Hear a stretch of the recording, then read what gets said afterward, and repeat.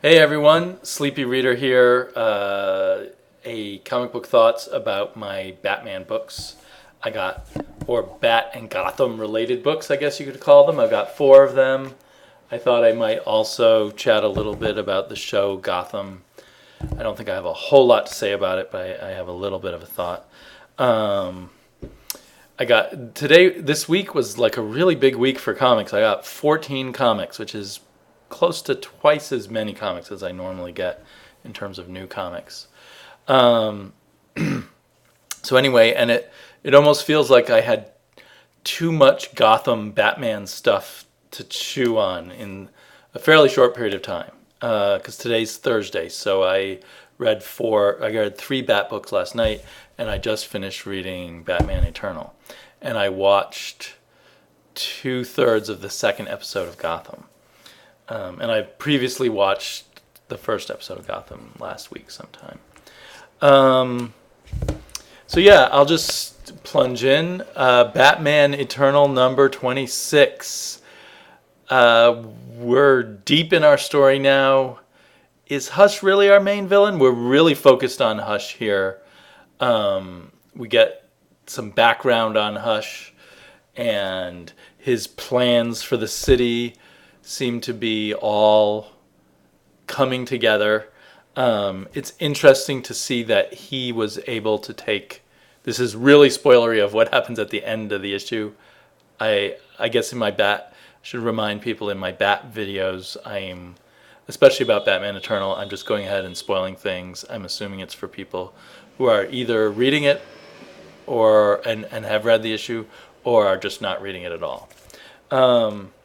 So, Hush, all of Hush's plans seem to be working. The martial arts, martial law in the city, and he's got a hold of Alfred, and he's taken Alfred at the end of this issue to Arkham Asylum, where he locks him up with the Joker's daughter.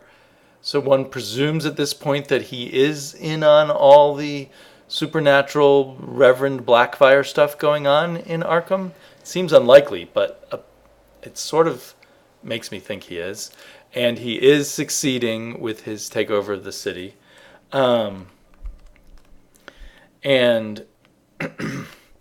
so yeah, he feels like he really is the big bad here. There doesn't feel like room for some dark horse who we've already seen but we didn't realize is really the major bad guy.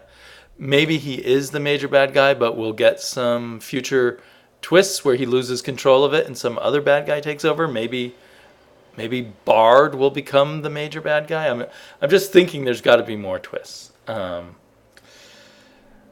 So I enjoyed this comic book at one level, which was I've stuck with Batman Eternal for 26 issues now, and I liked that it continued what often Tynion seems to do best when he's the scripter, of bringing the stories back together, the story threads. On the other hand, I felt that I sensed some of Tynion's weaknesses, which to me can be clumsy dialogue, clumsy pacing, just sort of throwing out sort of on the nose explications of events. I thought this showed most strongly, for instance, in the "We're all a family again" with Batman and his old sidekicks and other hangers-on scene, which was just so on the nose, and we've already seen the same scene done much better by Peter Tomasi in Batman and Robin a few months ago, before Batman headed off to Apocalypse. Obviously, the timeline in Batman and Robin has nothing to do with the timeline here, because otherwise Batman would be off in Apocalypse right now looking for his son and not protecting Gotham. So we get for me, we got everything moving forward fairly nicely if you don't get too fussy about all the timeline crap that's, just piling up, and the other little details that have bugged me in the past, like how come they can't do anything about Commissioner Gordon. It does seem now, if you've declared martial law, may not be the time to be able to get Commissioner Gordon out of jail. The courts probably are being shut down. There's probably, it's just a police state. So they could have played that up as the reason, like they were about to do something about it. But the newspapers are shut down, maybe, and the courts are shut down for the moment, and we'll have to get them out later. But if they're thinking that, they didn't make that explicit. What else did I? The art has its problems. There are some things I like about the art, because I do like this kind of sketchy, inky style, but he really does have a problem with faces, R.M. Guerra. And who let him draw Alfred, completely different than we've been seeing him in recent issues. There's Alfred waking up in a bed. There's no way I would know that's Alfred. He's a fat, unathletic man there. Now, granted, he's been in a hospital bed for a while, but in fact, he should look a little gaunt because he's probably been in a coma and just being fed intravenously, so he would have lost weight. I had a lot of problems buying into this scene where, spoiler, just become a superhero, and a few hours ago, or maybe a day or two ago, already has the skills to break into the county penitentiary and beat up guards and then beat up her father a bit. Her father doesn't seem to fight back or do anything. Cluemaster is her father, supervillain or supervillain wannabe, even though he's not handcuffed and there's no other guards around. And this confrontation between her and her father, particularly at this point, at this juncture, just seemed very forced. I did see Josh's video where he suggested this is a good jumping on issue, and maybe it is because scenes like this kind of fill you in with some of the backstory of the relationships in a blunt kind of way, but maybe they do the job. This scene emphasizes to me there's nothing wrong with the coloring in this comic, but with Guerra's art being kind of weak at points and too sketchy at points, one of the really good colorists, I think, could have helped him a lot. And one thing this colorist does not do is change his color for the mood or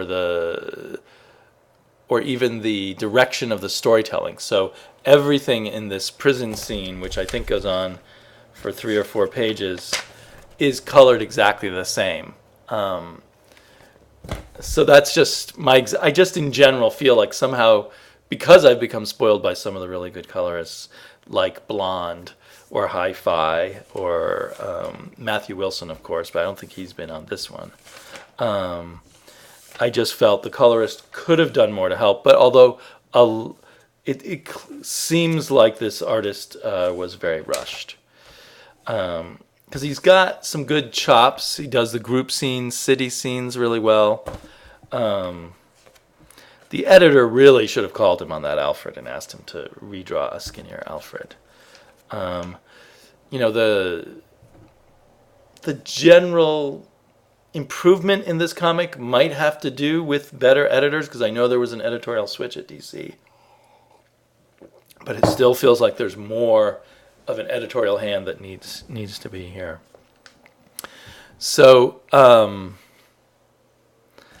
I'm still liking but not loving Batman Eternal. If it weren't this fun weekly thing, if it weren't a Batman book that is weekly with lots of Batman stuff in it to sort of keep you amused, I would probably drop it because there's so much other good stuff to read.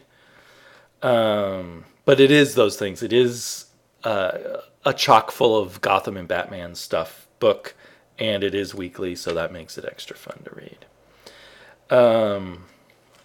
It is nice that we get the sort of psychological profile of what they consider Hush to be now. It is nice that we at least touched base with the idea of the Batman family and Batman needing the whole family to face things, and that it's Alfred who always encouraged him to be that way.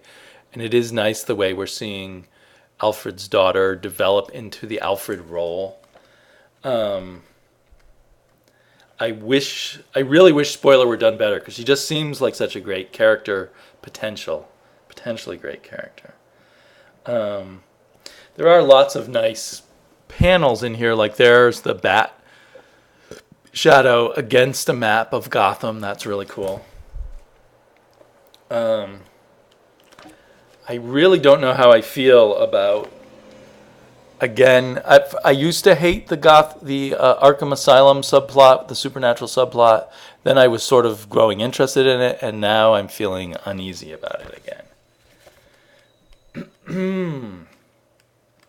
I think that about covers my thoughts here. I'm sure more will occur to me later when I stop the video. Gotham Academy. Here's a strange one, because I kind of perceived that in many ways this was a good comic book, but I didn't enjoy it, and I think it's just not for me. It's told in a certain manner and drawn in a certain manner that reminds me of certain anime. So we kind of get plunged into things as if we already know these characters.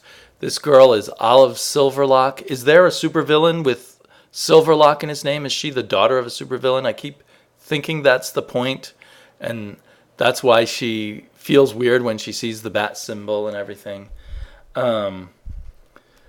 But I can't tell from this. I'm a big fan of books that in the first issue let me know what kind of book it is. I can't tell what kind of book it is, except that it's plucky girls having adventures around this crumbling old school. Yeah, it just doesn't set much up for me. I have a feeling it does or will for other people. And then the art is colored. It's particularly the coloring that makes it look like a series of stills from an animated movie. Particularly, an anime, Japanese style movie. Maybe by, probably not by Miyazaki, but by a lesser but ambitious animator in that vein. But I really don't like that feeling of looking at stills. I get very distracted, and my eye can't find its way through the story so well. I get distracted by the lighting and the painterly effects in the coloring behind things. And it's like you get very much the sense of the layer of the characters, and then the layer of the backgrounds, the way you do in some animation. And while it often works very nicely in animation, it doesn't work so nicely here, or at least the way it's been colored here. It just feels like there's lots of groovy things going on, and that the artists are really good, and yet it just was hard for me to read and hard for me to get into. I was bouncing off of it.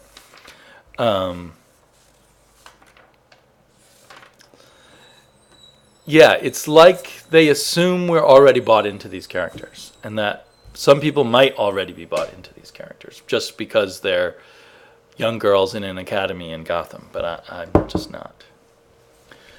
Grayson was probably of these four the most interesting comic of the week, the most interesting Bat comic that I read of the week, Bat-related comic, because it dealt very directly with Dick Grayson's relationship to guns, and he is in this sort of James Bond / S.H.I.E.L.D. kind of secret agency, although albeit probably an evil one. And his fellow agents really want him to use guns and consider that really important. And I thought that this issue deals with it really well, and we get lots of great art and storytelling by Mikkel Janin. And unlike these other two, Gotham Academy and Batman Eternal, I feel like I have a really solid sense of all the characters, both through the art and the writing. I don't know who this guy is. He was the leader of their expedition. He's number one, leader of this particular mission, Agent Number One. I think he's Agent Number One, and so maybe I've forgotten him from before, or he's very striking looking, so I feel like I should know who he is. Maybe I'll go back and read it. So far, Grayson is really, for the 3 issues of Grayson plus the kind of one shot from Future's End, Grayson's shaping up to be a pretty dynamic comic book that is pushing the sort of superhero into spy boundaries in nice ways, really nice ways. I thought this villain of the week, this guy whose eyes are in his guns, was a really cool, wacky idea, and I thought they played it really well. I still don't fully understand what the agents in Spiral think they're doing, and are they convinced they're on the side of good? I have one little bit of hair sticking out. Oh, that's a piece of dust. It's funny that's probably dust from the crawl space in my house because we got a leak in my house that we've been investigating.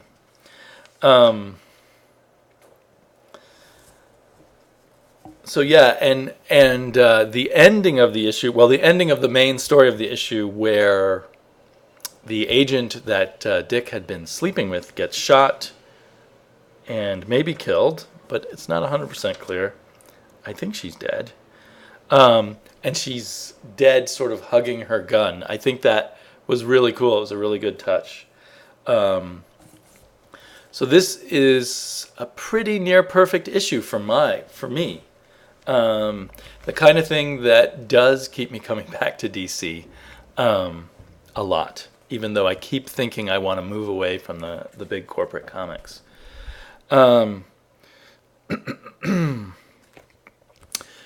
I think I probably mentioned before, at the end of each issue, they figure out the identity of another superhero. And they figured out the identity of Batman. Can't they connect Batman with Dick Grayson and be really suspicious of him? They have a big spoiler. They have spotted that someone is calling out, which is Dick Grayson calling to Batman. Someone's calling out of their headquarters, and they're looking into it. It's well scrambled, and they can't figure out who was the caller. But I had thought about that all along. I thought, is Dick Grayson really going to get away with making electronic calls to Batman while inside their headquarters? And he's not. It's not going to work.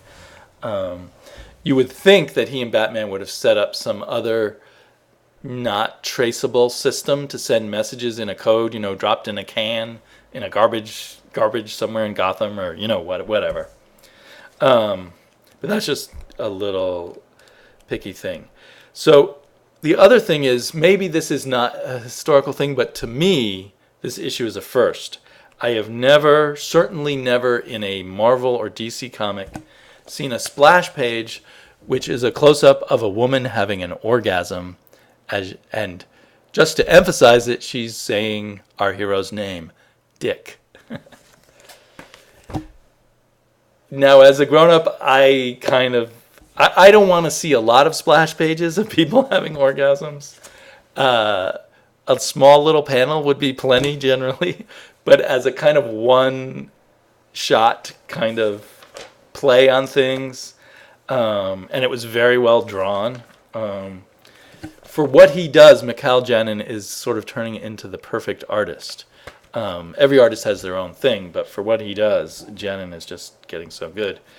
But it does beg the question for me, if I were like the parent of an 11-year-old, how would I feel about this comic?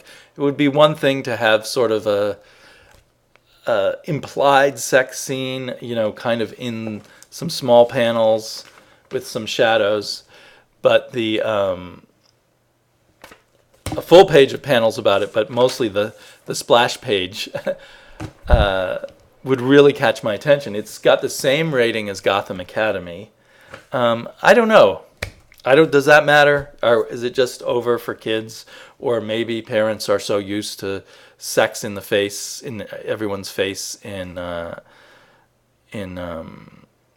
popular culture that it doesn't matter. It probably doesn't matter, but it just did jump out at me a lot. Finally, I'll very quickly get to Batman Detective Comics, which has a guest fill-in team. I know that I've heard of John Paul Leon, but his art blew me away here. I just loved this issue for the art alone. And the art. It's kind of like, let's get a plot to hang some I got his name wrong. John Paul Leon artwork on. So they've got a workaday, simple, basic, but plot that gives John Paul Leon plenty of interesting stuff to draw. And it's an extremely decompressed plot. It could have been in 5 or 10 pages instead of 22 or 24 that we've got here. But it's so pleasurable to see Leon draw it out. And I looked up the author, the writer, and I guess he may have done one kind of literary graphic novel, but he's mostly a literary writer who, publishes in those literary journals and Esquire magazine also, and gets all kinds of grants from the government and all of that stuff, and teaches at the University of Iowa. So it's interesting. In a way, I think the writer is just artfully presenting a Batman tale that could have appeared at any time. Maybe in a shorter form, this could have been in that Dark Knight, Legends of the Dark Knight digital first series they were doing. And it's possible that he originally pitched that for this, and then they decided to do it as a Detective Comics after ending that other series, that digital first series. So I'm not a big fan of bringing in the really hoity-toity literary writers. I know some people think I sound like a college professor, but I really don't like writers who are college professors. And that's probably unfair of me. But it doesn't really matter to me because it's a good enough story to hang this art on, and it's good for a two-part story. I don't quite know how they're going to resolve it. It seems like there's a lot left to do in the second issue. But if they manage it, and with Leon's artwork, I'll definitely be there. And I kind of am reluctant to buy the $3.99 books, but I felt it was well worth it because of the really high quality of art here. So one last thing while I'm at it. In the middle of every book is Gotham. And I watched episode 1. I kind of slammed Gotham after only watching 10 or 15 minutes of it on Travis's Comic Book Roundtable. And then I watched the rest of it, and I saw more redeeming qualities to it, to the premiere episode. And now I've only watched about 40 minutes or, 35. I think I have about 10 minutes left of Gotham episode 2. And what occurred to me is I feel a bit bludgeoned by it. Everything in Gotham is bad. It's so out in the open, so in your face. I kind of want a city, I don't know why I want this, but I want a city that on the surface, although it might seem like a naughty city, seems better than it really is. There's something more appealing to me of unfolding the onion of the corruption instead of having it right in my face right away. With the mayor and the police commissioner and everybody so obviously corrupt. I kind of want the corruption to be a little bit hidden. Maybe that's a bad take on Gotham, but that's sort of where I'm left with the series right now. Maybe because I don't want to all the time be bludgeoned by the brutality of it and the horror of it. I want some build up to horror. I want some normalcy before the horror completely strikes. I can't see why Jim Gordon and his idealistic girlfriend, Barbara, would want to live in such a city. I would think most people would flee it who possibly, could have careers elsewhere. And you can read Batman books, they destroy Gotham so much in here, but I guess in my head I always imagine there's long periods of the appearance of normality on the surface. And I feel like a show called Gotham would be much better, for me anyway, if it played with those layers of normalcy, bizarreness, and corruption underneath. You know, there seems to be no redeeming qualities to any of these people other than James Gordon.